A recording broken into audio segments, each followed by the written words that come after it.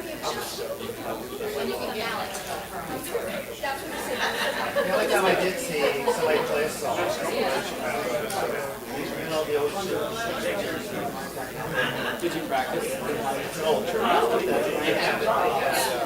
just tied. So it's just I mean, you have to really work. And there's this guy who's sort of Portland. Hello! Welcome to the Stand Up Showcase. My name is Jay. I'm part of the house staff here along with Marianne. Perfectly happy and willing to sell you concessions all night long. A few things about the arena, just so you know, we have recycling and garbage right over there. We appreciate if you use those when you're done with your items. We have restrooms down the hall and also an all-gender restroom right there. Now, this is a stand-up showcase of stand-up students, so we ask that you be respectful. No heckling, except for Carl, who's been doing this a while and is prepared to heckle you back. Please be supportive of the students. Also, once your friend is done performing, please be supportive of the other students. We ask if you could kindly stick around and not make a mad dash to the exit, because that's not very supportive. Right. All right. Thank you. All right, now let me introduce tonight's host for you. Tonight it is Carl, who's been doing stand-up comedy for 42 years, 3 months, 2 weeks, 5 days, and 12 hours. Because he said over 40 years wasn't specific enough last time. So, I've been keeping track. Thank you. If you'd like to take stand-up classes from Carl, we have some coming up in September. Actually, did they already start? I don't know. I don't know what date it is. They start tomorrow, I think. Start tomorrow and Thursday. Tomorrow and Thursday. So you can go to portlandcomedy.com to find out about all of our classes, including stand-up. And you yourself could be right up here performing. So now. I don't think we're signing any tonight. You're doing a great job, kid. You can come take the class. You don't have to be up here in front of people. You can just give money to us to learn how to be funnier for Carl and impress the people you work with. I don't think there's an obligation to perform, but you may find out you like it. All right, so Carl's been performing stand-up, as I said, for a while. You know, they told him to do a type 5, and he thought it in decades. He's been on various late-night shows. He was on Air America Radio locally, KPOJ. What is KPOJ? We've got a mod. We've got a guest mod. How about that? All right, so, you know. And I was on Ed Sullivan. Ed Sullivan? Well, great, great. I entertained the troops in the trenches in World War I. It was unbelievable. I would think it was. I can hardly, it was almost Mustard unbelievable. gas jokes, the best. Yes. All right. So. Carl's heckling on the side. He is. I'm heckling my own introduction. Yeah. Put your hands together. Let's welcome out Carl. Thank you. Keep it going for Jay. I actually heckled Jay. Come on, Jay. Welcome. How many of you here to see friends or family tonight? Lots of you? Oh, good. Yeah. This is like an Oprah audience. Okay. You all get a car. That's really good. Yeah, we've got a great show tonight. We had several performers who had COVID, so they decided not to endanger you. So give them a round of applause. They didn't show up. Which is my first rule of show business, show up. So they flunked that. But we do have 7 really fun performers tonight. I think you're really going to like them. It's been 43 years since I've been doing comedy, actually. And all my students have heard my spiels before. So, you know, if you really want to take another class from me and Brown Nose, laugh at this shit like you haven't heard it. But no, 43 years is a long time. And I am nostalgic about it. I try to communicate how wonderful comedy is to my students. I had a fun career in Los Angeles, which was on Alan Thicke Show, Thick of the Night every week, and Alan passed away suddenly. I was on Joan Rivers every other week, and Joan passed away suddenly. I kind of wish I'd been on The Apprentice, but that's... Thank you. Yeah, find out who the crowd is, and welcome to Portland. It's not like playing Medford, which I love, and I mean, I love not playing Medford, really.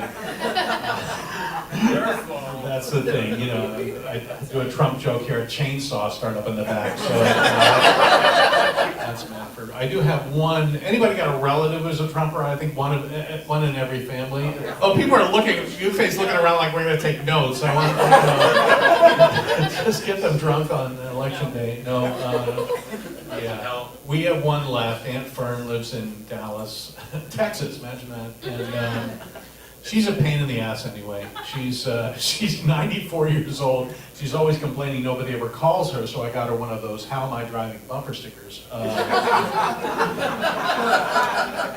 Also a test of how you can put this material together.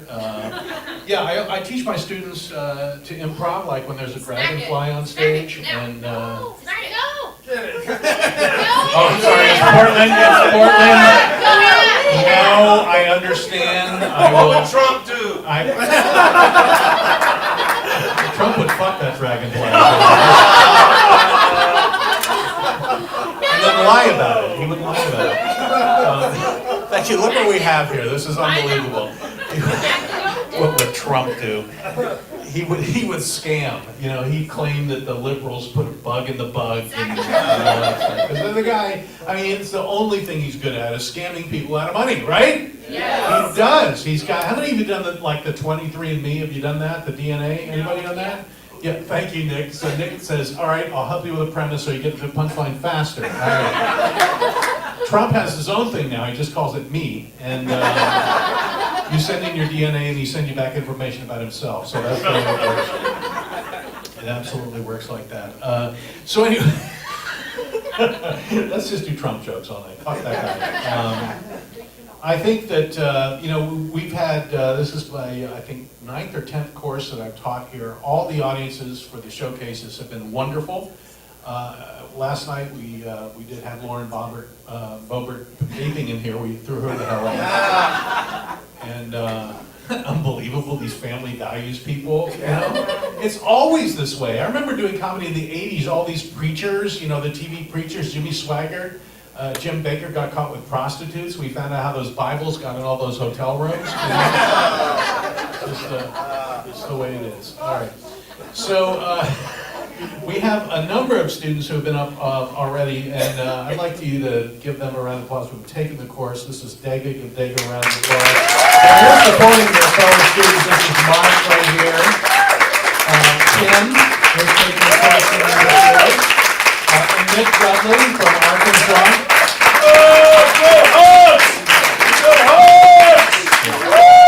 I only have one Arkansas joke, and when Nick's in the crowd, I have to do it. So, you know, because I've been to Arkansas, I had to perform there. I wanted to perform in all 50 states, and that was my 50th, actually. Because the Deep South, tough for me. You know, I was in Pamplona, Alabama for the Running of the Rednecks, and it was, I was bored by their sharp intellect. But Arkansas, the quicker you get these, the sooner we'll get out of here, folks. That's the way this works. Arkansas. I saw a 12-year-old girl in Arkansas smoking right in front of her children. It was unbelievable. All right, now that we put down Trump and the South and Medford, which is in the South technically, let's get on with the show. And I really am so happy to introduce all my students to you. Our first performer is from China. Listen to that silence, ladies and gentlemen. You all like have plastic shit you want to return to him. But no. It's like, oh my God. And Yufei Gao is really a pleasure to have in class. He's good. English is a work in progress for Yufei, so I want you to be very patient with you. Because, you know, he got rich because Trump bought all his shit in China and sold it as America. So he's very wealthy, he's very funny. Please welcome Yufei Gao.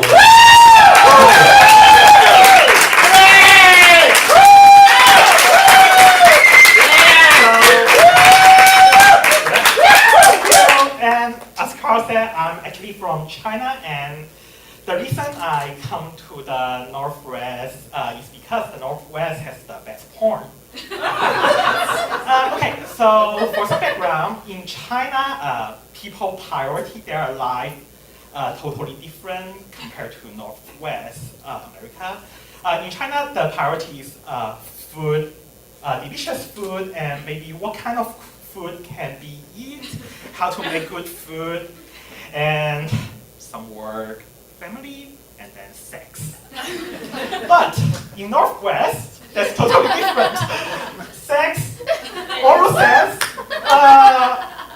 some hand stuff, then maybe some sex on some very weird places like Mount Hood or Mount Rainier. That's what I figured. And then because you are capitalism, so some work, and then family, and then food. So so as ordinary kid grow up in a classical Asian family. My parents really want me to follow the exact same priority as what they had been following for the last 30 years. So they make me a lot of very good food, feed me hugely when I was young, and they want me to get a very high credit on all my homework because the work is very important, and then no sex at all. But you know, there's something actually truth, and you can tell the lie forever. So as I growing up, my parents, I just asked my parents, "Hey mom, hey dad, where I come from? How did you get a baby?" The answer, you know, I just go to the grocery store, grab some beer with your mom, and we pick you up on the grocery store. I haven't believed that for a while, so I find a maid, and we just we just went to the grocery store and grabbed some beer together. And sadly, there's no baby at all. And eventually I figured out the right answer by I get some porn somewhere. That's another sad story because that maid want to follow the original priority, which means no sex at all. So telling her the real answer, the truth, sounds like evil to her. So that's how a romantic relationship comes to the end. But I don't regret because you cannot maintain a romantic relationship with no sex at all. And I just come to Northwest for the best sex, best porn, and some beer 3 years ago. And what I figure is people here not prioritize the food at all. So I usually go outside with my friends, and then they say, "Hey, Yufei, we find you a restaurant. It is grade 4.8 star on Google Maps or Yelp."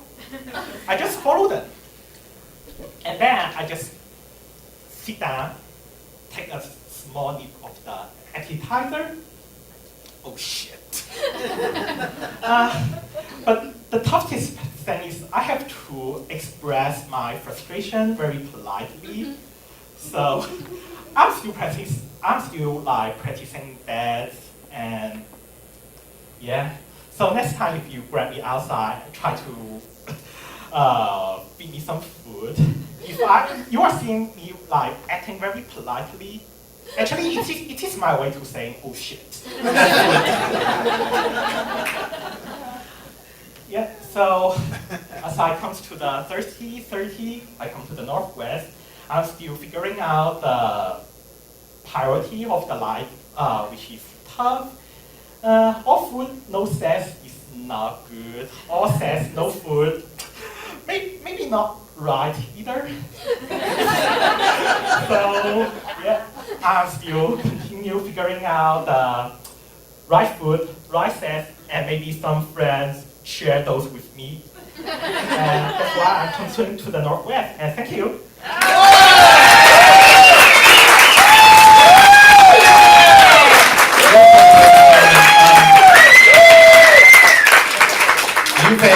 like sex and porn. You didn't get that. Yufei is a Mandarin word for dragonfly. So Yufei did his sets in English, and it was he really worked hard. So I made all of the other students do their sets in Mandarin. So or Cantonese if they wanted. Yeah. So where have you found the porn up here in Portland? Yufei? Not important, but yeah. And where? But when I was in China, some secret Oh, were you in China? Yeah. porn. Yeah, there's no porn here. There's no porn whatsoever. In Portland. That's so sad. People just orgasm when Trump loses is what happens. That's our porn, right? That's our porn. Oh my God. Okay, thank you. Yeah. Do you discuss politics in China? Not at all. No, of course not. Because people are listening. Yeah. Do they have stand-up comics in China? For a while. Yeah, thank you. We've reached the point now where the people in the audience are doing comedy. So less pressure on our performers tonight. Thank you. Give it up for Yufei, who was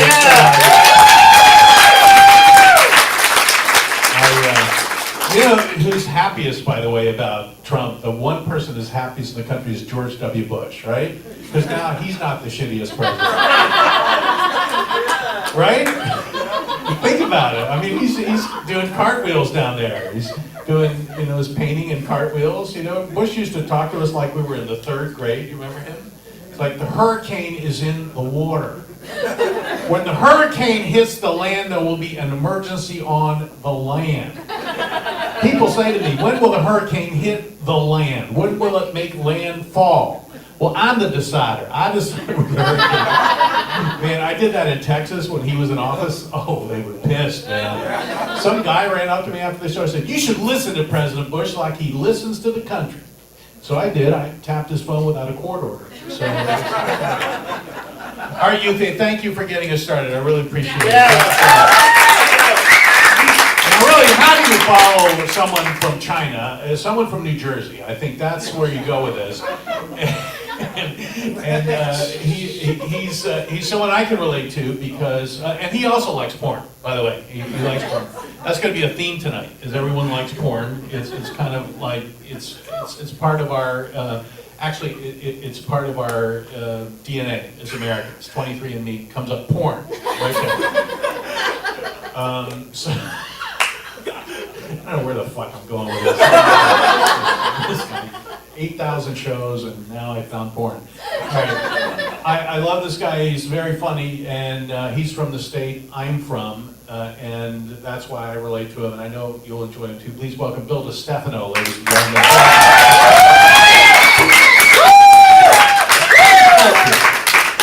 How we doing? By the way, Northwest doesn't have the best porn. Yeah, they do. What? Asia has the best porn. Fake news. It does according to my Pornhub rating. Well, my name's Bill. I'm an accountant, so you know I'm funny. I come from New Jersey, the Cleveland of states. Not sure why we have such a bad rap, but I have a feeling it has something to do with that show, The Jersey Shore. Everybody familiar with that? No. Oh, well, you got 3 classic people on it. You got Snooki, don't know what that is, J-Wow, and The Situation. Well, here's the situation. Nobody on the show was from New Jersey, yet it was called The Jersey Shore. That's classic programming. But I think it gave a bad impression in New Jersey, and I think maybe Oregonians, you have a hard time understanding us. You think we're a little bit off. And we are. But there's a fucking reason. It's crowded. Like really crowded. In New Jersey alone, there are 1,300 people per square mile. Would you like to know how many you have? You spoiled brat, you got 40! 40 people per square mile. It's real easy to be nice when there's only 40 people. I I mean, there's probably only 40 people in here now. Imagine if I jammed it with all my friends. I think you'd all be a little cramped. The other thing about Jersey, people don't, let me give it a little flavor since, it does get a bad rap. It is primarily Italian, so you're going to eat well, but it's going to be a little loud. It's run by the mob, so everything's fucked up and under construction. And The Sopranos is true. In fact, we consider it a documentary.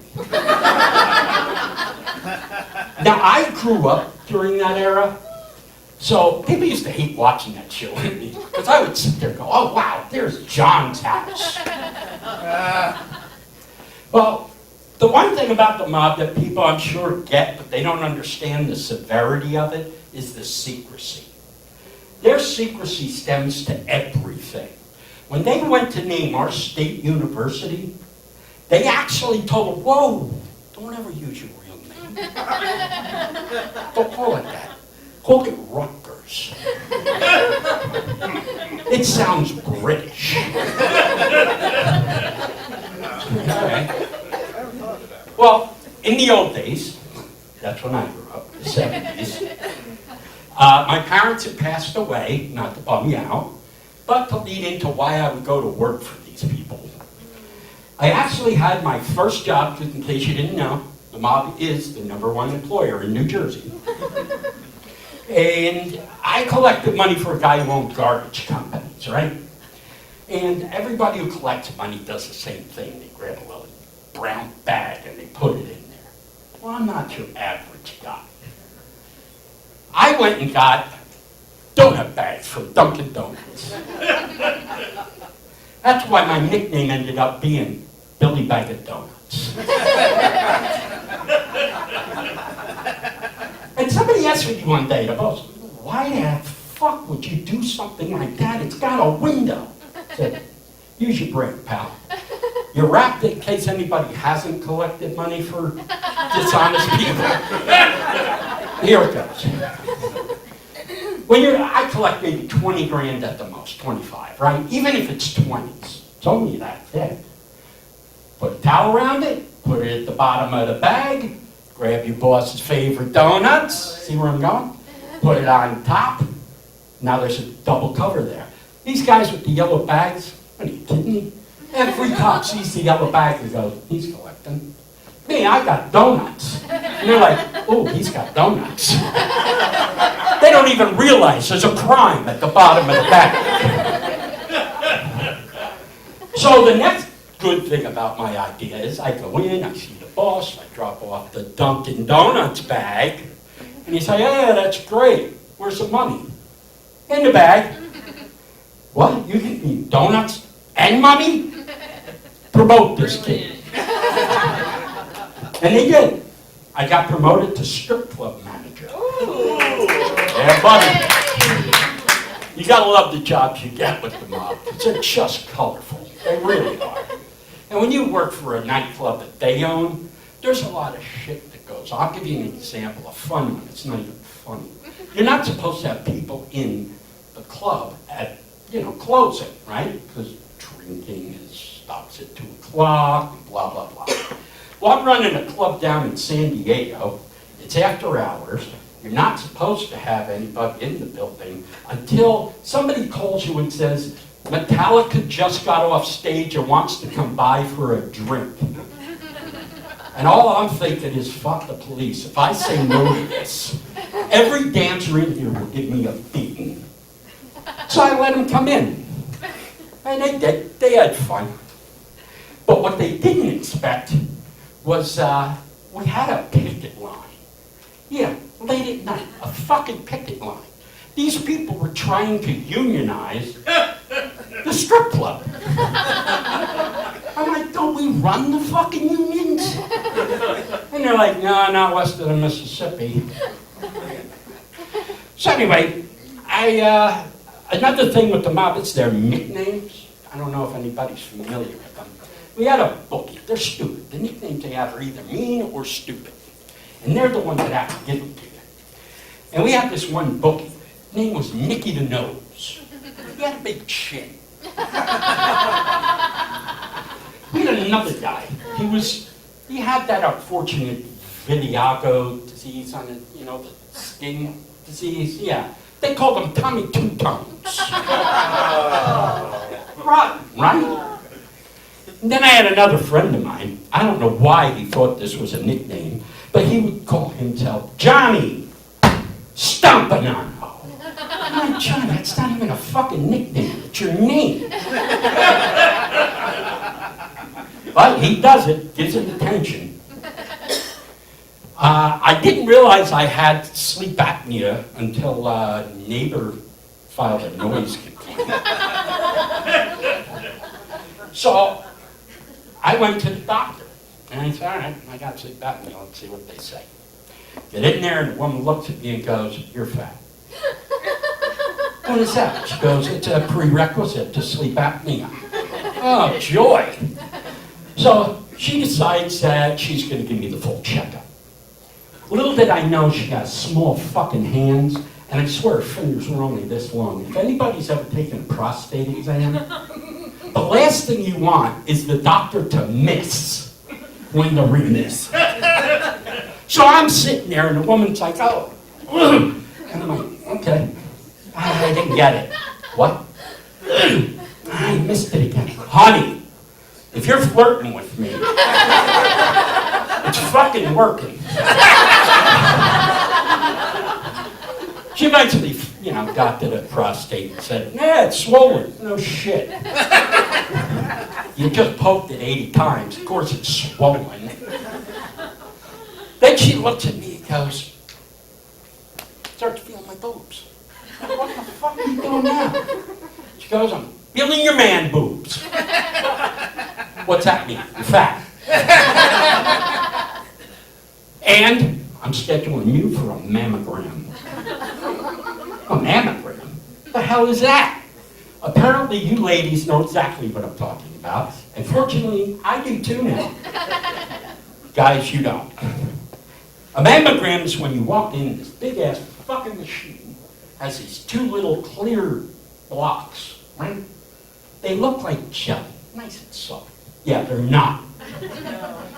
They push your boob in there, and it's an evil little woman cranks it until you make a face.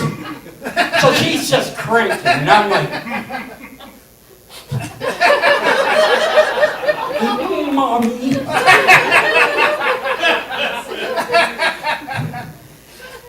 I passed my mammogram. It was fine. The one subject I did want to hit on tonight, because a lot of people think I'm a little off. Well, there's a reason for that. Everybody has a mom. I'm sure all yours were perfect, all you moms. Yeah, mine wasn't. By the time I met Betty in 1959, I think she forgot she was having a child. Because I go and ask my sister recently, and I go, look, I'm going to talk about Mom on stage. What should I talk about? She goes, oh, where do I start? And I'm realizing she had history that I didn't have. Because I was a preemie. And I says, well, why was I a preemie, first of all? She goes, oh, well, Mom forgot she was 8.5 months pregnant and decided to go outside where the kids were and show them what a good baseball player she is. What? Woman's 9 months pregnant, she played baseball? She goes, yeah, and then you came out. So apparently my problems with my mother started in the womb. My mother, you gotta know a little about. She was 5 foot, 105 pounds, just like Napoleon. And she thought she kind of came from big money, sort of. She had like a relative who was like really rich. And then her family apparently goes way back into Scotland, some clan thing, which I didn't know anything about. So here's this woman who thinks she's like it. And my sister's telling me, oh yeah, when she was in high school, she was the prettiest girl. She was a cheerleader. Really? Mom, do you have a picture of that? She shows me a picture. I'm like, oh wow. Whoa, who's the hottie in the back? My mom's like, fuck you, she was a whore. You didn't like your mom? Was she your competition? And she did. She called the woman a whore. I'm like, why would you call her a whore? Because she was. I'm like, all right, she's a whore. Can I tell you? Trying to think of something that she did that's tasteful enough for this audience. But I'm a little worried. Because you know, you hear the stories, oh, she dropped him when he was a baby. Yeah, duh. My mother did that often.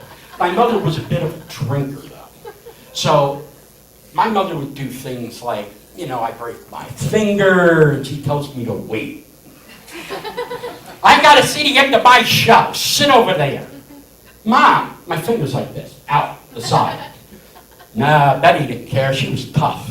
She was so tough in high school, she was known for punting a football 70 yards. This is a woman, 5 foot, 105 pounds, of terror. Now, Betty, like I said, had a little bit of a ego, maybe? Would we call it that? An ego? So she would actually compete with everyone, including my brother and sister's friends. And they would have drinking games. And I'm like, Mom, the fuck are you doing drinking with these people? Whooping their ass. Okay, Betty, I'm going. When I realized I'm going back to the doctor thing, since I don't have a lot of Betty stuff right now, the doctor had told me that I needed to lose weight, obviously, right? So I went out and I got a Fitbit. Warning, when you masturbate, counts the steps. I don't want to gross anybody out. 35,000.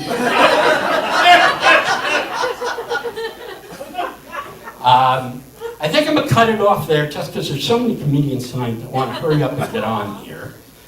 I was just getting into the masturbation material, but I know I didn't want to go too far into it and have them all think, Jesus, Now you got us interested. what kind of porn does he watch? Asian.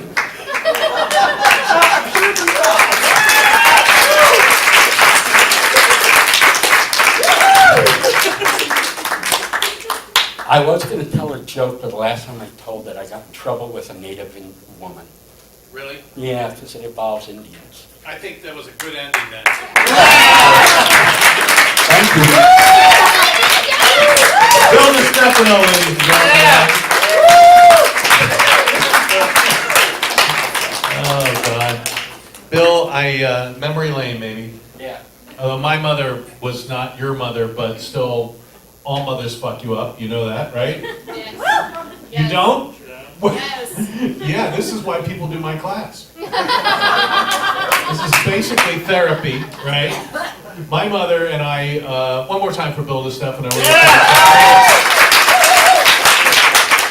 My mother and I argued politics since I was in junior high school, and when she was in Florida, getting up there, I would visit her, and we loved each other, but we couldn't discuss. You know, I went down there. She accidentally bleached my Obama T-shirt, so I set fire to her Glendale Christmas sweater.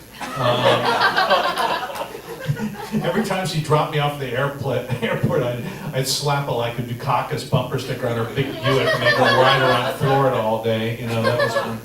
But getting my husband, my now husband, Gary and I have been together 26 years. You can applaud for that. Thank you.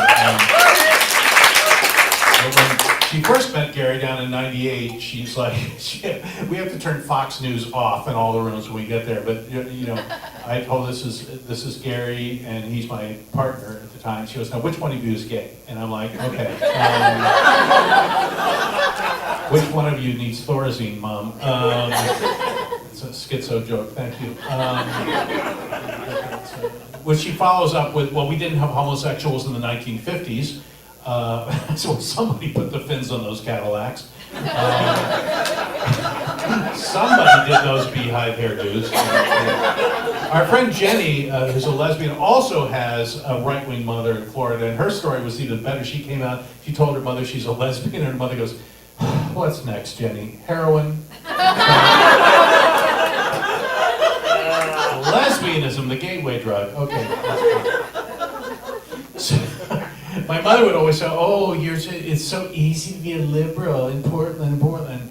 It is not easy to be a liberal in Portland. I'm here to tell you.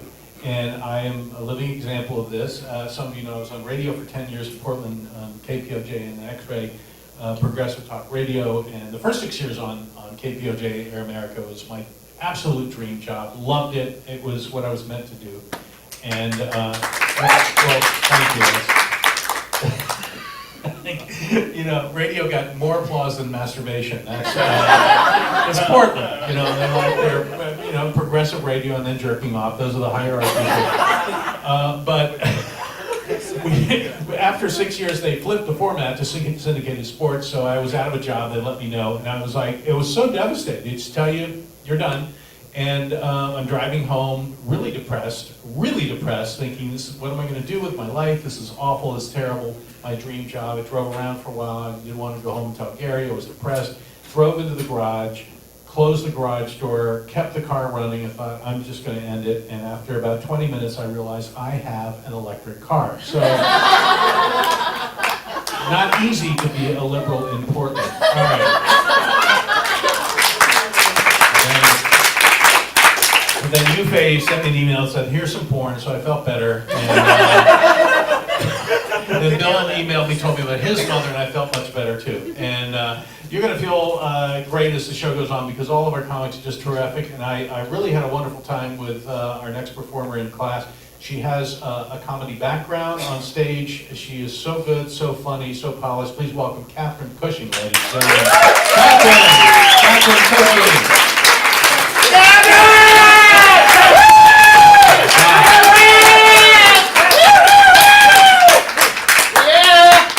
Well, that was a scary introduction. Really good. Yeah, so I'm a lesbian. Thought you might want to know. It used to be cool to be a lesbian.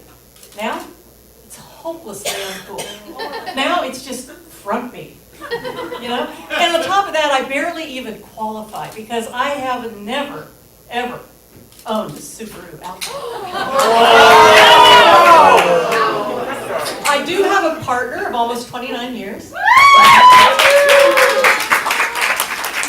Wife, now that us frumpy lesbians can get married. Yeah. But that word, wife, I've never liked that word. Wife implies husband. Husband implies husbandry. Defined as care, cultivation, and breeding of crops and livestock. Yeah, don't like it. So, my spouse and I raised 3 kids from middle school on. Yeah. Well, one of them is also sitting back there. I won't forget this. Yeah, no, that was great. Raised 3 kids from middle school on, and that is correct. I came out to my children and moved in with my lesbian lover just as they hit puberty. Really excellent timing on my part. Yeah. But, we moped through. Turned out okay. I have grandchildren now, which is great. Oh, man. There's nothing like watching your children parent. It's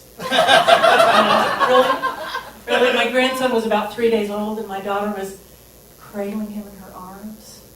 She looked up at me and she goes, "Oh, Mom, I am so sorry for everything I did." Oh, sweet. That was sweet.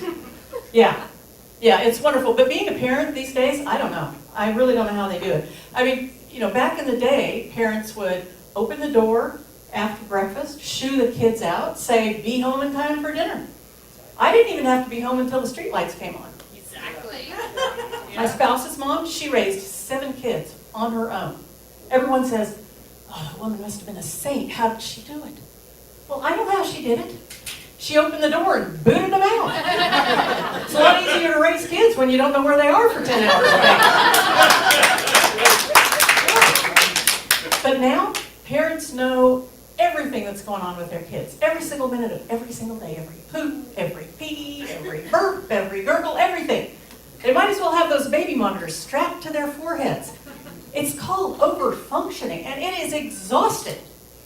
Just watching my kids parent requires a bacon maple donut and a nap after. You know, have you ever heard, do you remember that case, a guy named Brian Laundrie? Yeah, his terrible case, sad case. He murdered his girlfriend, then he disappeared, and he turned back up dead. Oh, horrible. In his backpack was a letter labeled "Burn After Reading," written by, yep, his mom, in which she says, "Honey, I love you. If you need help, I'll be there with garbage bags and a shovel." Over functioning. Really? I mean, when the kids are little, over functioning's the right thing to do. You know, I mean, you make their meals, you clean up their shit, you complete an occasional science project or essay. You know, that's okay. That's the right thing to do. But then they grow up, and you know, those habits are hard to change. Kid comes home from college, you make him his very special favorite meal. You know, your daughter comes home, you do her laundry, you fold it. It's still in bounds. But then, all of a sudden, they're 40 years old, and grown-ass men and women, and the boundaries have got to change, okay? Even if he's pleading with those grown-ass puppy dog eyes, you simply must put your foot down and say no to burying his slain girlfriend. Yeah. Excuse me, this is terrifying.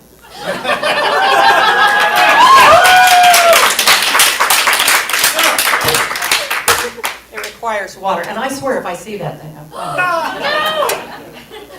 Yeah, no, well, now you know I'm a grandmother, right? So I know what you're thinking. Everybody's thinking it. Another old lady up here. Getting ready with the old lady's sexy jokes.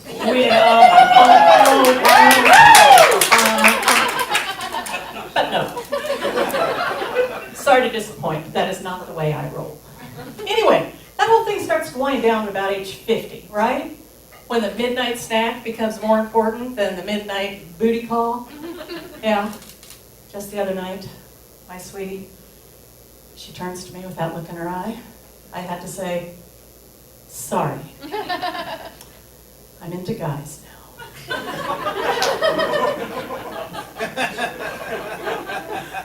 Ben and Jerry. And a creamy, luscious bowl of chunky monkey. Yeah. But you know, whenever you see an older woman on TV or in the movies now, it's like they always ramp up the sexuality thing, you know? And they always do it by pretending the oldsters are wanted bad, you know?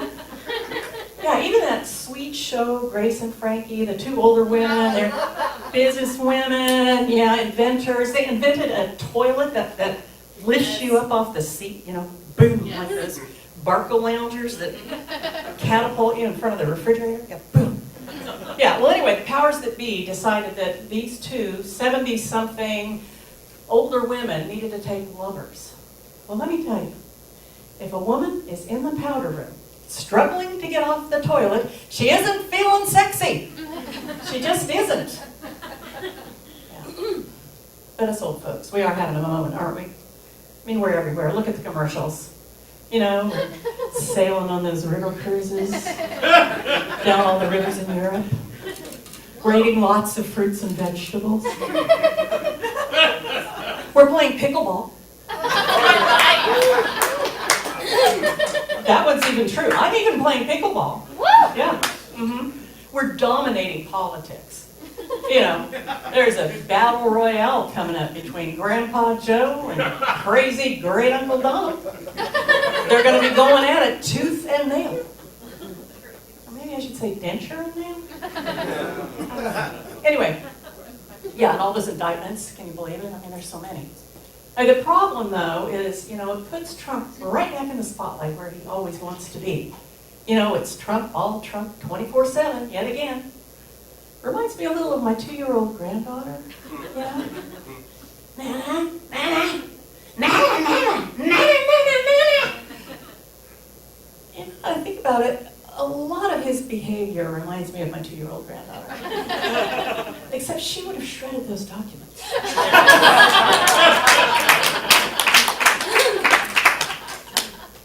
Yeah. But on a brighter note, I just got new headshots. Yeah. First First time in about 35 years. You know, they're not bad. They're okay. You know, I mean, I know Jane Fonda, and she's looking good, but you know, they're okay. Am I contemplating a return to the theater, you might ask? No, absolutely not. These are my obit pics.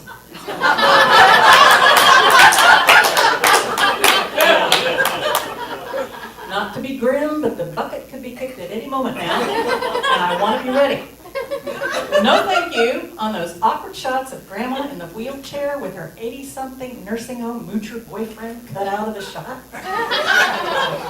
Or those ones that show how awful you look now compared to your first marriage wedding portraits. I mean, that's just depressing. Anyway, everybody looks awful compared to how they did at 24. Yes. Everybody. Yes. Yeah, I'm not doing that. I know a lot about obit pics. That's because that's what us old folks do in the morning. Yeah. First we open the newspaper. Anybody? Anybody? No. Newspaper? What is a newspaper? And then, long. Yeah. Anyway, we open the newspaper, we turn to the back, and we check out who bought the farm the day before. First, we look for people we know, or knew. Then we check for folks who are about our own age. Now, what we really want to know is how did they die? But what we really want to know is how likely is it I'm going to transition in the same way? You know, the prostate cancers, no problem. But deaths by half and half and chunky monkey, now that's scary. Yeah, I'm going to be ready. I even have a little box. You know, it's great, this little box to hold my cremains. No, this is true. Yeah, cremains. I love that word too. They're like, cremains. It sounds like Bela Lugosi ought to say, cremains. Yeah, this little box. Because there are companies out there that will whoosh in wherever you happen to expire, scoop up your lifeless form, cremate it, and then deposit the ashes on your offspring's doorstep. Mm-hmm. Yeah, and they give you this nice red maple box so that you can rest in elegance in your kid's closet while they figure out what to do with it. Yeah, and I'm going to have some instructions on my obituary in case said offspring decide to post one. Yeah, I mean, mostly they're going to need to just buff up my accomplishments a little. I mean, not lie, exactly. But why not use words like superstar, illustrious, distinguished contributor to something. I don't know. Anyway, and they're going to have to mention pickleball. For sure. But most importantly, they're going to have to say, I killed at Stand Up. Thank you.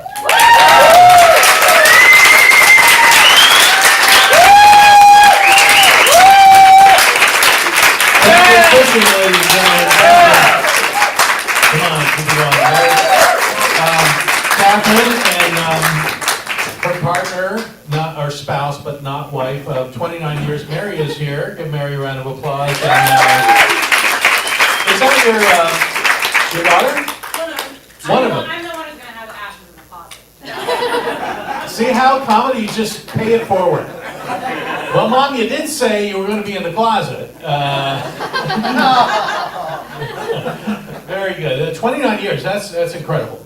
Yeah, and you know, Gary and I are racing to keep up 26. After 26 years, it's a little different, you know. My husband has a very good sense of humor. He said something really funny last month. I said, you should take my comedy class. He goes, oh, I've taken that class. The dinner conversation ceases to be scintillating. A couple weeks ago, we're having dinner, and he goes, is there anything worse than hard butter? Thinking, genocide? No idea.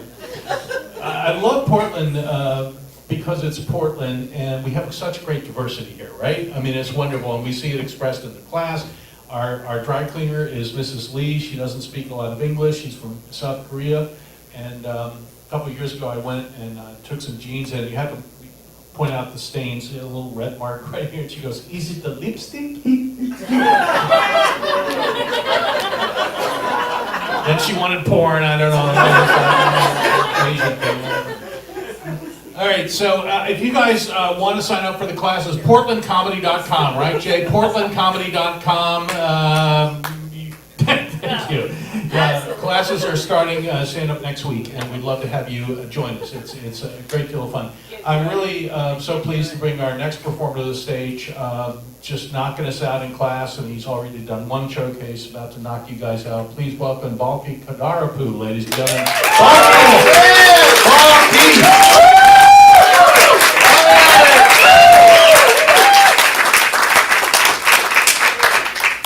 Oh my fucking God. Just because I'm dark, wicked smart, and I'm immune to King Cobra venom, you think I'm Indian? You guys are so presumptuous. I'm disappointed. You should all be deported to Florida. Or at least across the border to Vancouver. As a symbolic gesture. No, who am I kidding? I was born in a remote fictional village in India called Bollywood. In fact, the day before I was born, all the doctors and the midwives illegally immigrated to the US to steal your jobs. So a monkey and a baby elephant delivered me as a baby. And I was coming out of my mom's womb.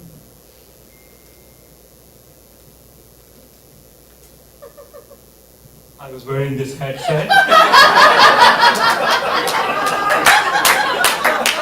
The first words out of my mouth were, "Thank you for calling Xfinity. How can I provide excellent service?" And I said that with the thickest Indian accent, first words out of my mouth, so this joke could be funny for you today. Oh, by the way, this is the same headset I was born with, so you can imagine the size of my head proportional to my baby body. So my dream was always to come to the States, and I fulfilled that a few years ago. Thank you. And I then landed at the Portland airport, and I was walking out of the exit, and this guy was there, right there. He was like, he gave a job at Intel or Microsoft. I'm like, thank you, Mr. Bill Gates. I'm honored, but why me? Why did you choose me? So he said, Balki, this is very simple. Based on your accent and the fact that you're wearing this headset, you'd be good at this computer shit, or at least you'll tell us where to get some good spicy chicken vindaloo. Fine, I'll tell you. It's Swagat Indian cuisine, 4 blocks from here. Really good curry chicken. Tell them Balki sent you. They'll give you a 2% discount on lunch orders over 500 or more.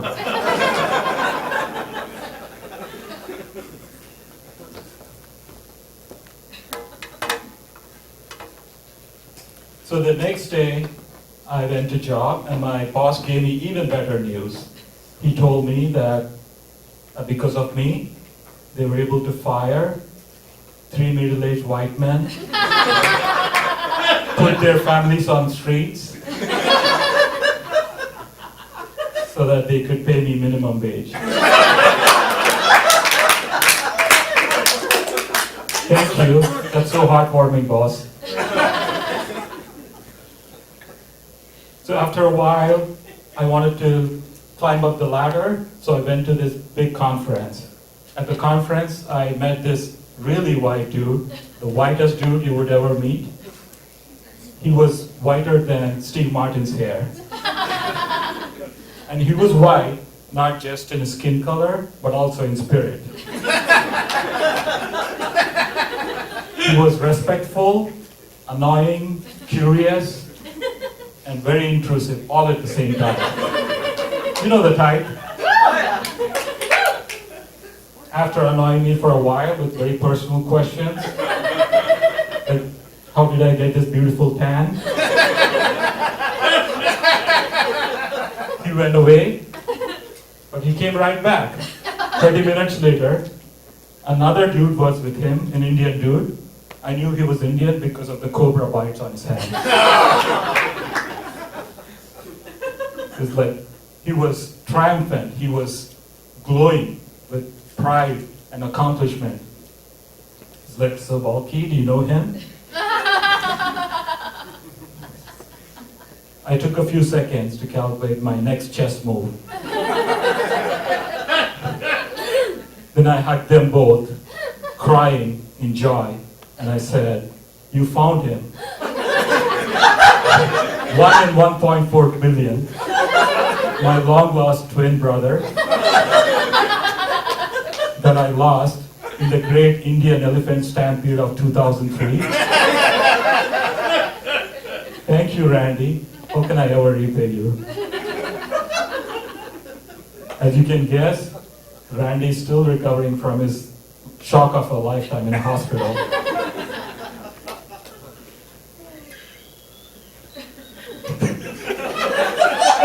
Wrap it up. So I finally wanted to, after being a white manager for a while, so I wanted to become a citizen as well. So I applied for the citizenship, prepared like crazy, day and night, for questions like, who's the president of the United States? How many stars on the flag? Is climate change real? But when I went to the interview, the interviewer said, Valky, I know you prepared like hell, but I'll ask you just one question, and if you answer it like a real American would, I'll give you this passport. So I said, I will do that, Mr. Biden. Randy has prepared me well. So I said, traffic on I-5 sucks sweaty balls. I fucking hate the IRS. How is the weather today? And that's a true story of how I got my citizenship.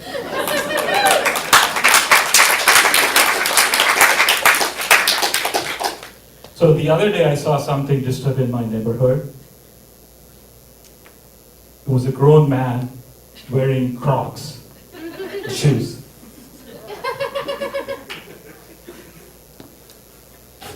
So I said, Randy, why are you doing this? And before you tell me they're helpful for gardening, please remember that there's innocent children walking. No, I like Crocs. Not in daylight though. So anyone know why the Crocs are so famous? Idiocracy.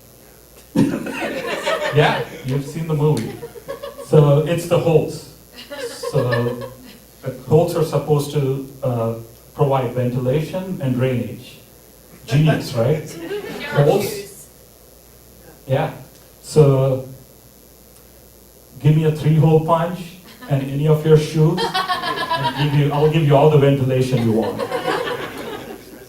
So according to Crocs, the company, also, the Crocs are cheaper because of the holes. So they would be $100 without the holes, but because they put holes, they use less material, and so they're only $80. It's a fact. So, do you know another way to save money and a lifetime of humiliation? Don't buy the Crocs. Moral of the story, don't buy the Crocs. But speaking of buttholes, is anyone into international chess scandals? All right, so for the joke to work, you should all say, yes, Balky. All right, I'll tell you anyways. So, the world #1 chess player, Magnus Carlsen, was playing this relatively unknown player, Hans Niemann, but within 2 moves of chess game, he resigned and walked away. the rumors were flying in the geek world about what happened, but the truth eventually came out. It was the fact that Hans Niemann was using anal beads to cheat. Anal beads? Let me explain. I know Not as well as I do. So we'll start from the basics. What are anal beads? Anal beads are a series of beads centered of varying sizes, connected on a thread, hopefully unbreakable thread, that people use. So how did Hans Niemann use anal beads, right? So visualize this. So he had another expert with a computer controlling and watching the game. And imagine I'm Hans Niemann. I would say, buzz, buzz, buzz. Rook G4. So you get the point. So traditionally, anal beads are used for decoration and pleasure, but Hans Niemann had an even bigger purpose: to cheat at the ancient game of chess. So some of you know my lovely and trusting wife. So, but these days when I'm going grocery shopping, I get this, I'll get 2% milk. Oh! I'll remember to bring organic. Thank you very much.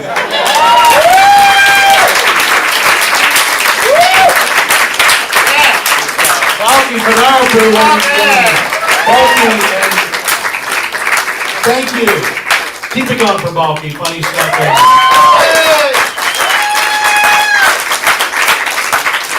Yes, at the mention of anal beads, some people head to the restroom. Now, anybody, Dega, how are you? Doing well, how are you? Yeah, Dega, you go grocery shopping, Dega? I do. Yeah. Yeah, I go. And how many guys, straight guys, grocery shop? That's a good question. Of course. Of course. Everyone. See, all the guys, straight guys getting laid tonight said yes, they do. I didn't, Carl. I did not. You did not? I'm getting laid tonight too, I assure you. Well, that story's coming up very soon. Yeah, that's Mark. He'll be on. We have Grace and Mark and Idris, and they're just terrific. I am not good at grocery shopping, which is unusual for a gay man, I guess. I don't know. But when we moved up here, I got sent out to Safeway. We didn't know there was better places in Portland. But it was only 2 blocks from our house. But on my list when we moved up here was, I can't believe it's not butter. Has anyone heard of that? I was in the dark about it, so I finally found the butter aisle after about 5 minutes, you know, and I found the product. I can't believe it's not butter. I can't believe I found it, actually. And here's the problem, though. I'm reaching for, I can't believe it's not butter. I swear to you, there's a product right next to it called, could it be butter? This is pressure I don't need, ladies and gentlemen. First of all, who would name a product, could it be butter? Had to be a lawyer, right? Because if you buy Could It Be Butter, take it home, say it's not butter, right? Say it's a type of pork fat. They have immunity. You take it back to Safeway. We didn't tell you it was butter. The point is, you can't start naming products with a question. Pretty soon there's no cat food in the cat fancy beast in the cat food aisle. Just a tin. Could it be monkey meat? I mean, you don't know. Trying to download a Michael Bolton track. Could it be shit? You know, I can't believe it's not music. You got, you know, it's the stuff. And it's all the advertising that gets us in, right? Advertising. How many people have noticed every 5 minutes they're pushing antidepressants on us? Have you seen this? They're in your face. Do you need Prozac? Take this simple test. Do you ever tear up at funerals? At least once in the past 5 years, have you not slept well? When the neighbor killed your dog with lawn darts, were you slightly annoyed? You're doing comedy. Someone mentions anal beads. You need Prozac. My favorite marketing thing, by the way, ever, in North Dakota, they've tried twice to change the name of the state from North Dakota to Dakota. They think the word north connotes cold and it will curb tourism. These are some marketing genius. I've been in Minot in January, 85 below wind chill. Why don't they just name the state? I can't believe it's not Florida. How about that? How about a hand for everybody on the show so far? We have 3 great comics. And PortlandComedy.com, sign up, and every comic who has done this class will tell you it is great fun. Joining us now, someone who's been with me 3 courses, I believe, and she just gets funnier and funnier. So now on the line, please welcome, and she is Grace Ishida, ladies and gentlemen. Grace Ishida! Keep it going for Grace.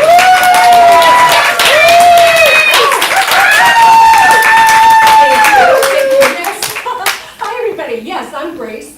I'm a native Oregonian, and I'm Japanese American, but I'm not sure. Oh, yes. I know we've got the Asian contingent tonight, huh? Well, I have to say though, I'm an atypical Asian. I really don't match the stereotypes. I'm not good at math. I'm a little pudgy. I don't sing karaoke, and I'm a very good driver. But I was raised by a very typical Asian mother. Well, one part, she didn't care about my grades. She didn't care about my grades, but in high school, her whole focus was this. Every week, same lecture. Gracie, now, you don't do drugs, no get pregnant. No do drugs, no get pregnant. Oh, no, shame, you get pregnant. Mama have to move. Mama have to kill herself. Yeah, I graduated a virgin from high school. But then my mom, oh my gosh, 15 years later, I'm almost 30, I moved back to Oregon. Whole different tune. Now she does a 180, and she's just so upset. I'm not married. I mean, this is the late 80s, and oh my gosh, I'm gonna be an old maid. So I overheard her telling her little gaggle of Japanese girlfriends, I'm so worried about the Gracie. You know, she getting older. She almost 30. She no have a boyfriend. She no gonna get married. I don't know what I'm gonna do. What are we gonna do? I know why she no get married. You know, Gracie, she's so square. She's so square. She no have a sexu. She no have a sexu. She no gonna get married. Yeah, totally different, right? Yeah. So, a couple weeks later, one of her little girlfriends decided to kind of help my mom out. And so she's gonna appeal to my vanity. And she points up, well, they all point up, they're 4'10", right? And she points up, she touches my face, she says, Gracie, you know, if you with a man, your pimple go away, your skin clear up. Maybe you better go be with a man. So, yeah, so, like I said, completely different story. The thing is, yeah, go be with a man. I wasn't very good at picking, okay? A little bit clueless. Here I am, trying my hand at stand-up comedy, and if you can believe this, I dated and married a man with absolutely no sense of humor. None. I mean, how can I miss that? That is a red flag for me. This guy's not a good match for you. That was a bigger red flag for me that he didn't have a sense of humor than the fact that he wasn't straight. Well, okay, maybe it's a close second. Anyway, but I'm telling you, I missed the clues. I missed the clues that he wasn't straight. How did I miss this one? One of our first dates, he takes me to his apartment. He's giving me the tour. He brings me to his bedroom. What do I see on the bed? The shiniest, poofiest, peach satin comforter. Yeah, no, right over my head. And then, actually, I did go ahead and marry the man. And so where did my gay husband and I go on our honeymoon? Any guesses? Close? San Francisco. Yeah. Yeah. So I missed that. Well, eventually I figured it out. I'm a little slow. Even though it didn't even involve math, I don't know. But what I actually did, I figured it out, okay, fine, we'll do away with that. So then, now I am trying to date. So I go on the dating apps because I have friends that have met wonderful people on dating apps. And I thought, okay, I'll try it.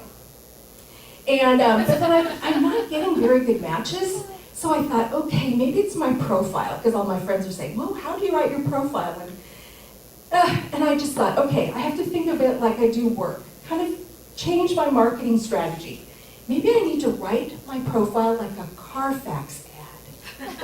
Okay, so I'm thinking, yeah, okay, no major work, original factory parts, no aftermarket add-ons. But I'm not going to touch the mileage thing because that's bad news. And then I thought, okay, maybe not Carfax. How about a listing? All my friends that are real estate agents, right? I have lots of those. Where's Mark? Yeah. So then I thought, okay, how would I describe myself? Well, I'm not a Tudor, really not Victorian. And then contemporary, that's a little stark, kind of cold. And I thought, okay, I just exited my 50s. Yeah, I'm mid-century modern. But then I thought about it. I had a lot of fun looking up and seeing the real estate jargon, and I thought, okay, I'm going to stay away from fixer-upper. And as is. That means that the buyer really is not willing to do any repairs. But you know what? I'm a little set in my ways, so that would probably work. But days on market? No, not going to do that one. Days on market. But one of my favorite terms that I learned was blind offer. Blind offer, yeah. That's like the guys that are in my app, my dating app. They don't put up a picture. What? You expect me to click on that? You don't have a picture. And I thought, well, that's kind of like the whole pick switch thing, right? I will say I did go on a date with a guy from the app. Surprisingly, he was better looking in person. That was pretty good, so I didn't have the pick switch thing on me. Guess what?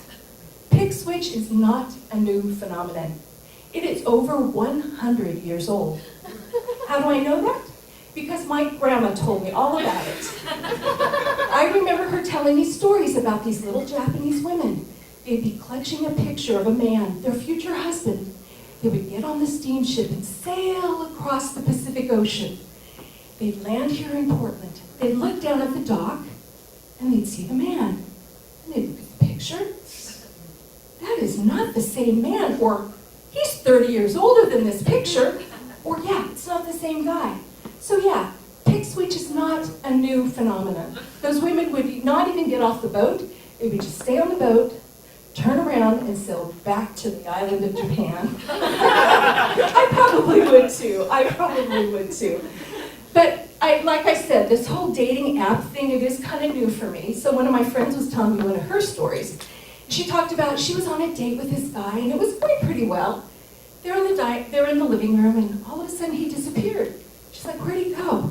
And he reappears, completely naked. And she says, no, this isn't happening. No. And he goes, oh no, that's not what I want. No, I just wanted to show you my hip surgery scar. Yeah, right. But I think it's a thing, because guess what?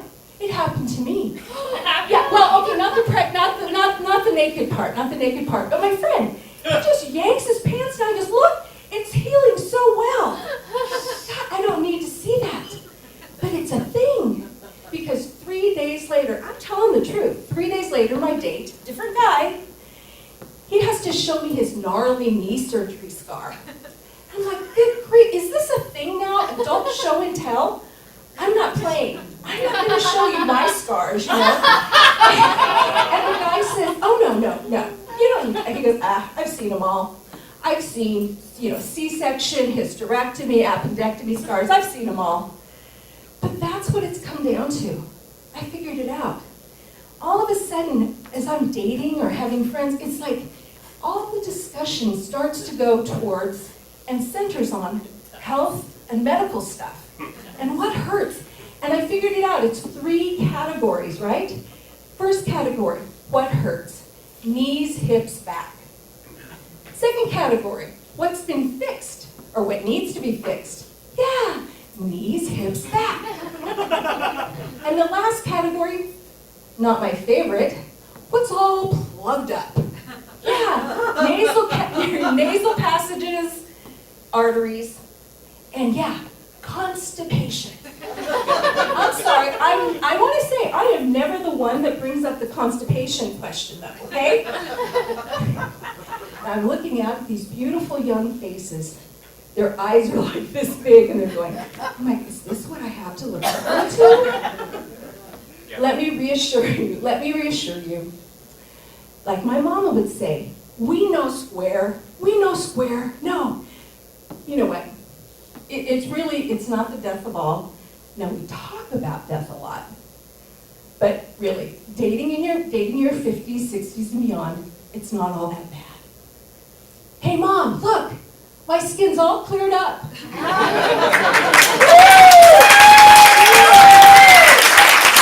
Grace Messina, ladies and gentlemen. Grace Messina. Grace and I were married for 3 years, and I don't know, she showed up on a steamship, and looking for porn like we all do. One more time for Grace. Really excited. I got a call this morning. I was asked to join the Pac-12, so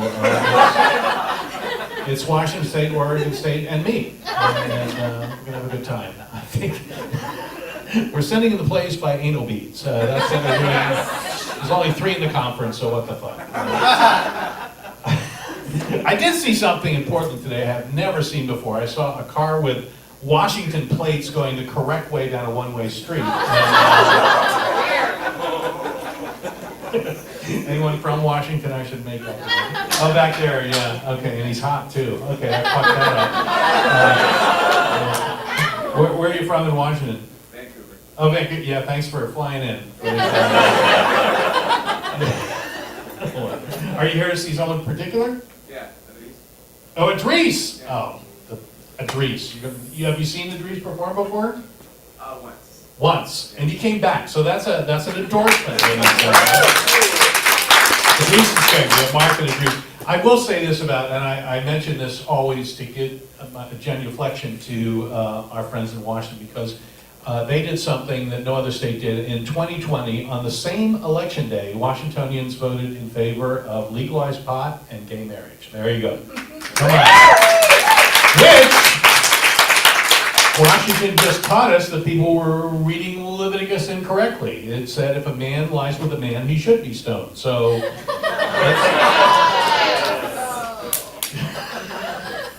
joining us now, a guy I really enjoyed getting to know, and we have a thing in common. We love sports, and he always needles me when my team loses, as was the case yesterday. A great guy, a very funny guy. Please welcome Mark Friel, ladies and gentlemen. Mark Friel! Mark!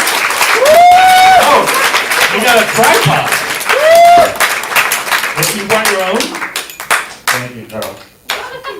So, I've been customer or whatever for like a year and a half. Improv, great. Carl's awesome.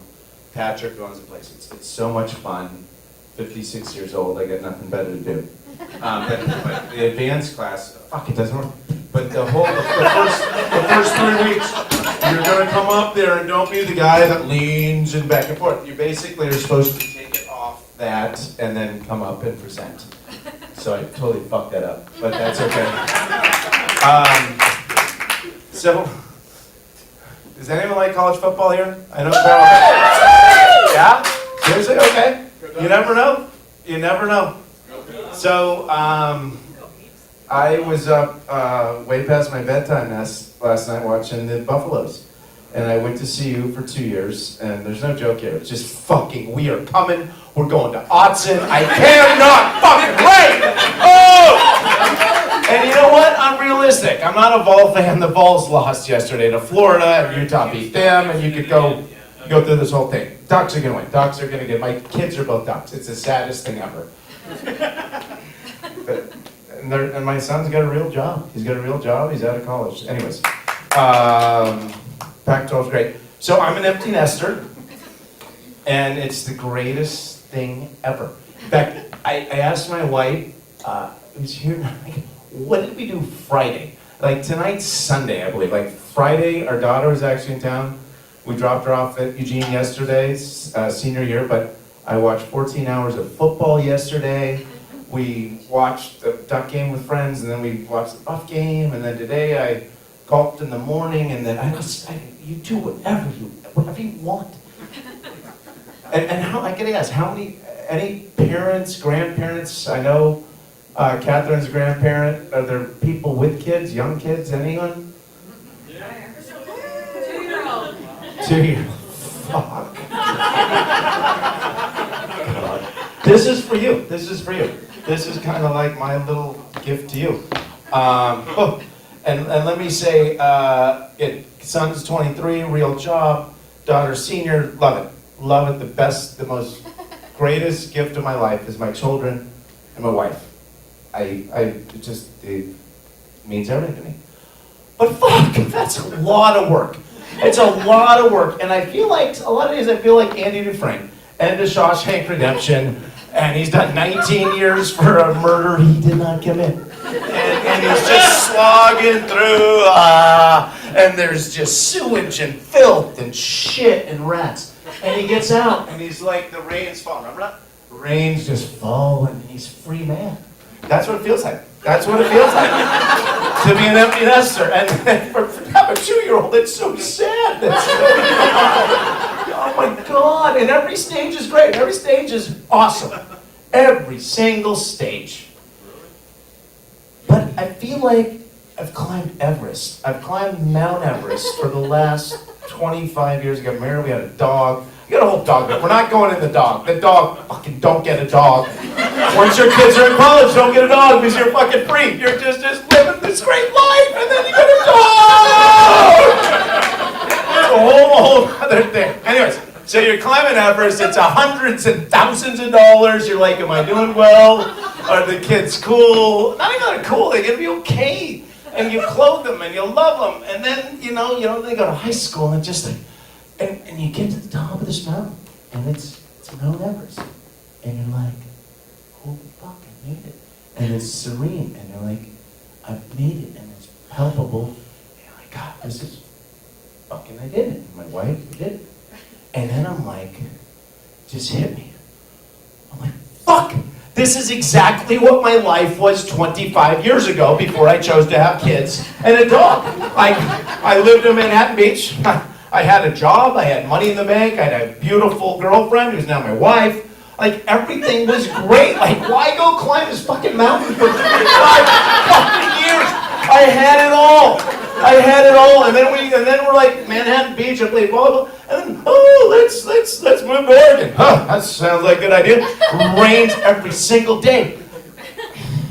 So we move here, we have a dog, and we have kids, and oh my God, it's just like Everest. Like, why climb Mount? No, why climb it? And I climbed it. And the dog thing. Dogs are so much easier than kids. The 2-year-old people, do you have a dog first? Yeah. Okay, good. Did that? Okay, good. Because have a dog. A dog is fucking easy. They eat 2 times a day. They eat dog food. Yeah, you gotta pick up their poop. But kids, they eat all day long. They fucking shit up shit. The FBI couldn't identify. It's like, kids are so much more difficult. But you know what? You get to the other side, and you get adult kids, and they're cool, and you can hang out with them, and you go to games with them, and you go to concerts, and it's the greatest thing. It's the greatest thing on earth. But I feel like I've been running a marathon for like ever. And I'm like, I might not look like a marathon guy, because that sounds like the fucking dumbest thing ever. Oh, I'm gonna run 26 miles, right? I get tired driving 26 miles. Anyway, so you're kind of cruising the end. I'm like 22 miles. You're like, Grandpa, I'm gonna make it. And then someone just magically pulls your ass back with a dog. With a dog, and you have an empty nest. Oh, mile 3. Start all over. Start all over. Anyways, you guys have been great. Go Ducks. Go Bucks. Balls. Oh, well, I'm gonna take this back. Again, 3 classes. Thank you. Keep it up for Mark, ladies and gentlemen.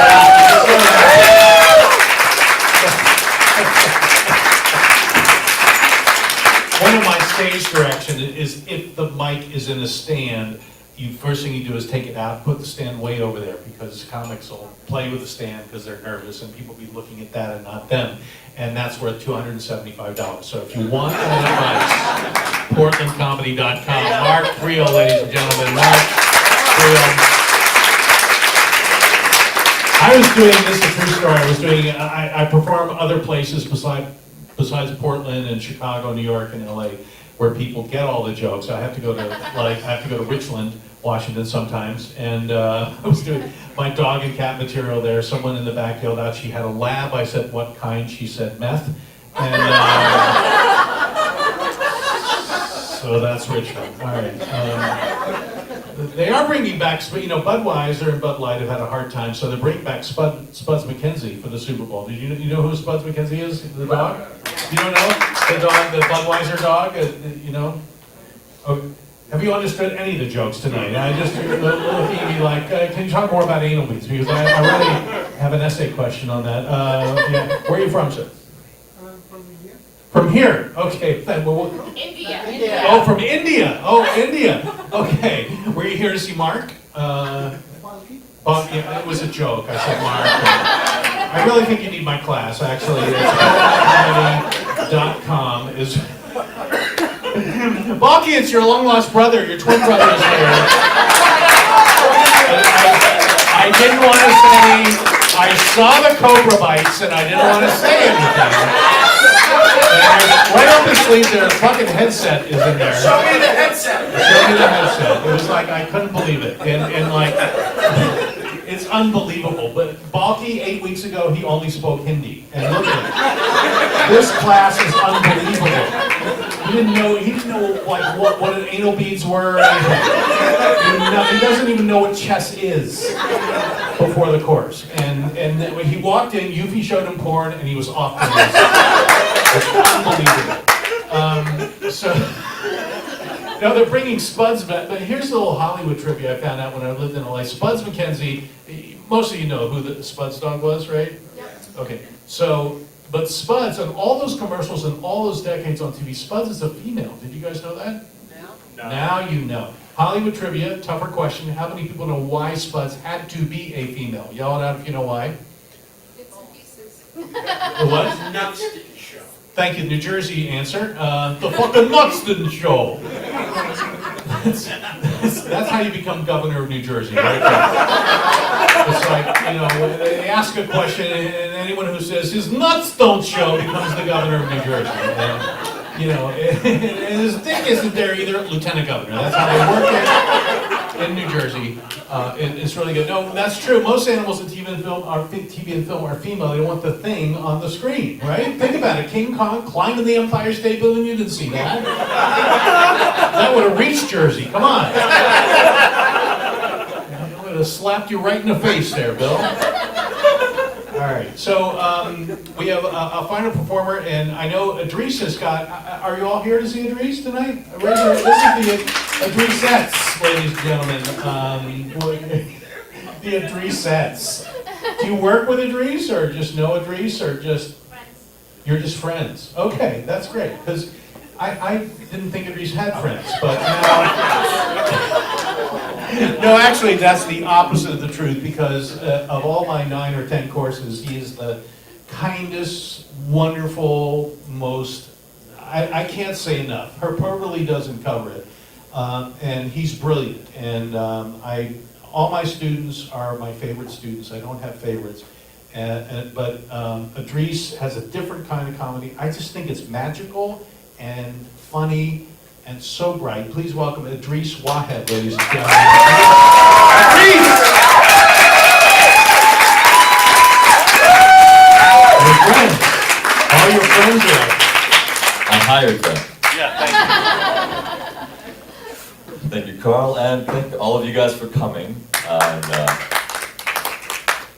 thank you. I love a nice, intimate audience like this, especially because I have an intimate story to share with you all. First of all, my name's Idris, and like most of us, I hate going to the doctor. People hate going to the doctor for all kinds of reasons. Whether it's the constipation questions, or a proctologist with fingers that are too small. But my dad, for example, he doesn't trust them. What he does trust instead is a home remedy of black pepper and turmeric. And anytime I'm coming down with a cold, he'll go, "Edie, what you do is you take the black pepper and the turmeric and hot water with lemon twice a day for about a week. And before you know it, it'll all be better." Or even like an injured shoulder, he'll go, "Edie, you take the black pepper and turmeric, you rub it on before you go to bed a few days, and it'll all be fine." And if you ask me, I think he's giving to black pepper and turmeric a lot of the credit that belongs to time.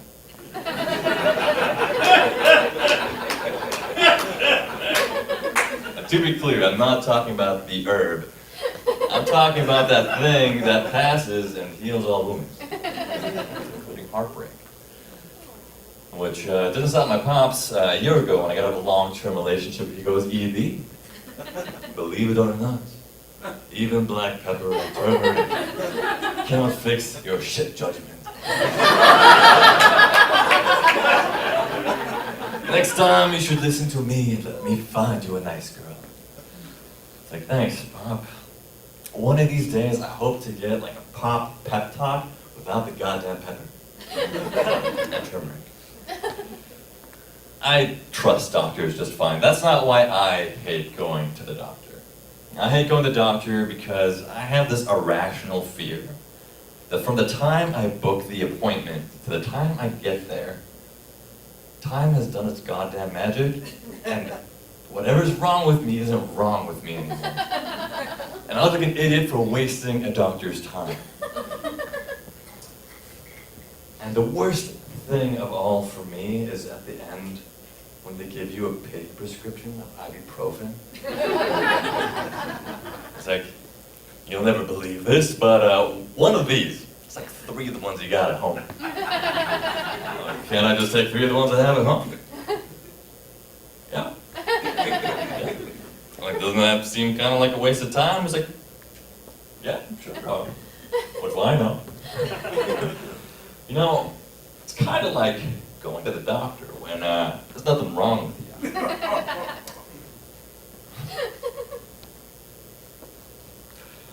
Takes a lot to get me to go to the doctor. Fortunately, I recently had to go because I had a bit of an incident. It was the end of a long day of work. I'd been sitting at my desk all day.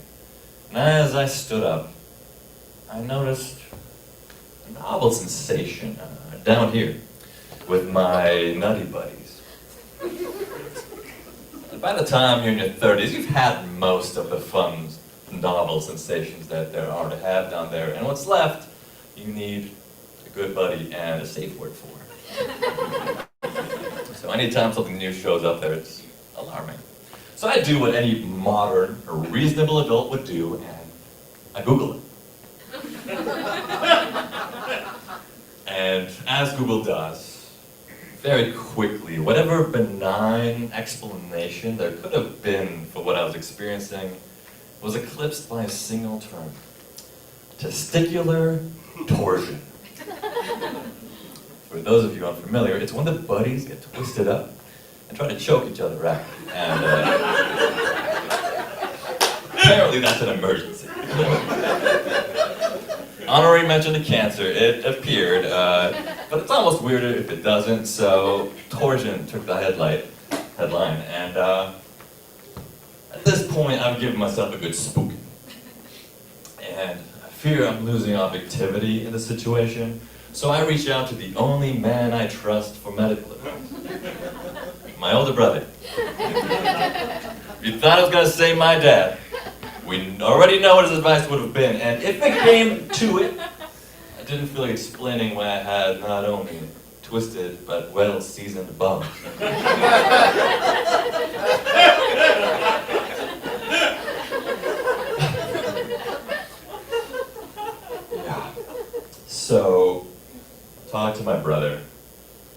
he's got a similar make and model that he's been driving for a few years longer than I have, so he's got a good idea of what's coming up on the service schedule. And his advice is with the buddies, you don't mess around. Make an appointment today. And I listened to him, and I found an urgent care appointment 30 minutes out, and I'm like, jackpot, hell yes. And before you know it, I'm sitting in an exam room as the doctor comes in to prepare to do the examination.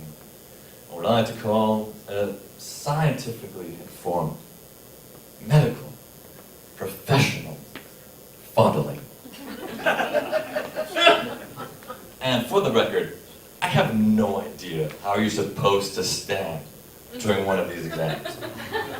My dad never told me, like, yeah, when the annual starts coming around, you stand like this, so I've been experimenting with a few different versions, you know, like maybe something neutral like the Army cadet. Maybe a little more bravado. Or maybe something more universally familiar like the airport TSA scanner. Or Mark, when he is free of his children, he's doing his best Andrew Dufresne.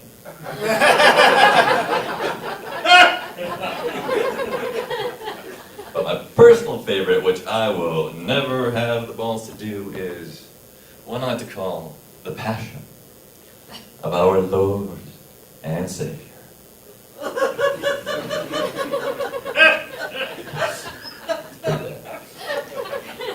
Anyway, the doctor does the examination. She finishes it up, and she goes, "Yeah, I see. It's a she. Yeah." Fortunately, hand size did not matter on this one. And she goes, I see where the concern lies. It does seem like one of your buddies thinks it is sunrise, and the other thinks it is sunset. And I'm just not sure how violent their disagreement is going to be. So. More alarmingly, though, we did a urine test, and there's a lot of blood in there. And if you Google that, not only do you have cancer, but your organs are failing, and you're about to die.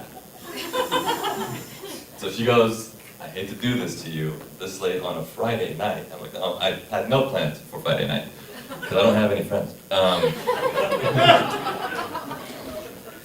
And she prints out this very formal piece of paper that she has me sign. That in medical term says, "Get your ass to the ER, and if you don't, it's your own damn fault." At this point, I'm scared, because there's something wrong with me. But at the same time, there's this little part of me that's like low-key stoked. Because I'm at the doctor, and there's actually something wrong with me.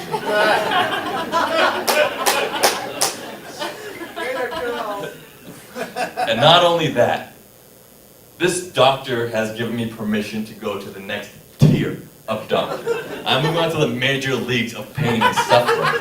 I walk in that ER like that piece of paper, it's a goddamn gold tape. Like, as per my doctor, my balls be busted.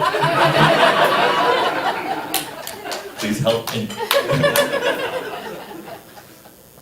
And to their credit, they were fast. They get me wheeled back in a wheelchair to get an ultrasound, where a technician becomes better buddies with my buddies than I could ever hope to be. And they run a couple more tests, throw me in a little closet of a room to wait. And this is my first time as an adult in the ER. And I've heard all these awful things. And I gotta admit, I'm having a pretty good time. For the first hour. I'm there for 5 hours. At one point, someone told me to take off my pants. And then no one came to do anything with that.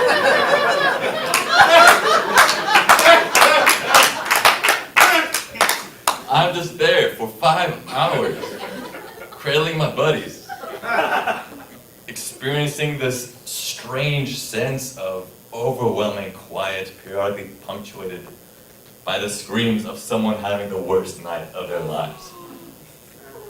But finally, at 1 in the morning, a doctor comes in to put me out of my misery. And the first thing he says is, "Pull up your pants. Why are they down?"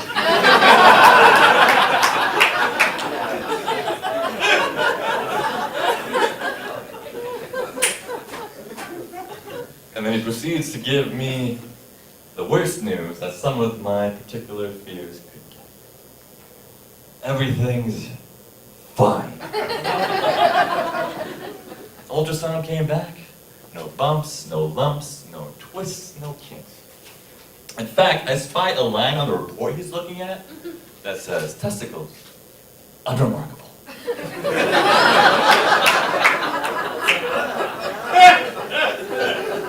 Which, frankly, fucking rude.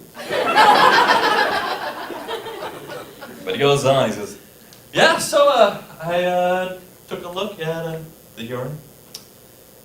No blood. What's in there is myoglobin. You work out too much. It's actually totally fine. In fact, I would say there is nothing wrong with you. You have no reason to be here. And, of course, there is a part of me that is very relieved that there's not actually something wrong with me. But he doesn't stop there. He goes, you know what? I'm going to prescribe you some ibuprofen.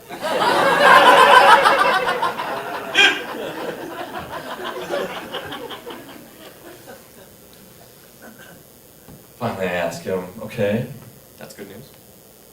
What's wrong with my buddies? And he goes, well, they just do that sometimes. They just do that sometimes. It's echoing in the back of my head as I walk home in the dark at 1:30 in the morning. Do you know how it feels to spend 5 hours cradling your apparently perfectly healthy bone while listening to people have actual emergencies all over, with your pants down for no reason? I wasted not just a doctor's time, but a life-saving emergency doctor's time with a problem I could have solved with black pepper and turmeric.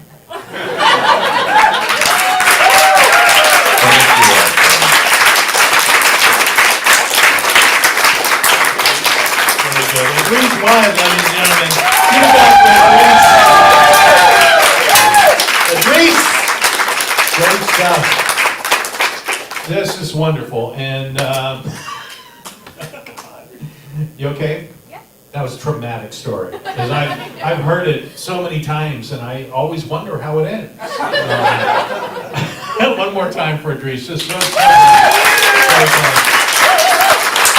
before I ask all the comics to come on stage and take a bow, remember portlandcomedy.com. If you know anyone who is as funny as these people, tell them to sign up for our classes.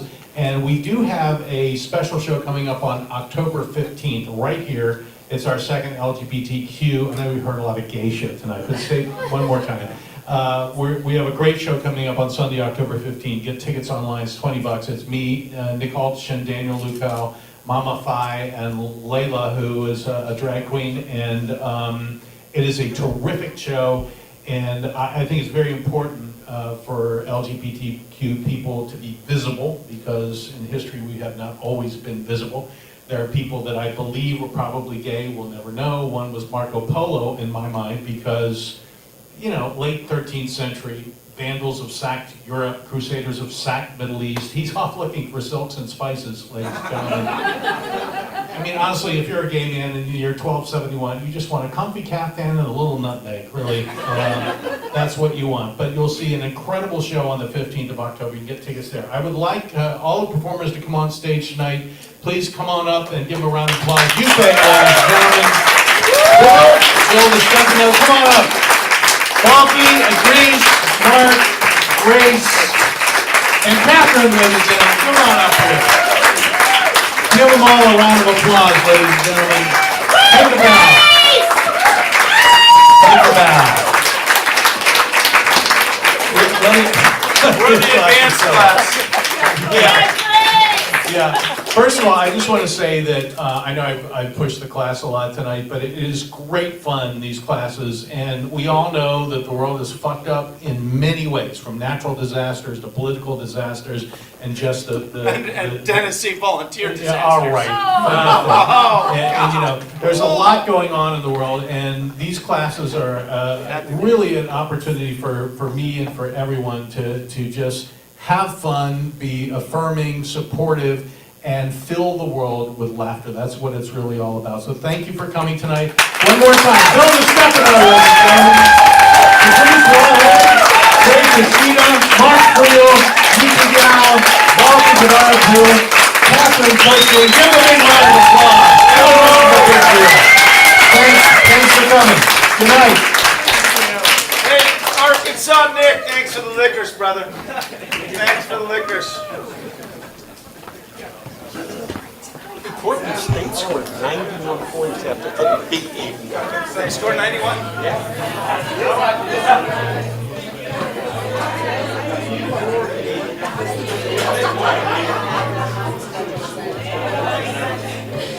Who'd you come for?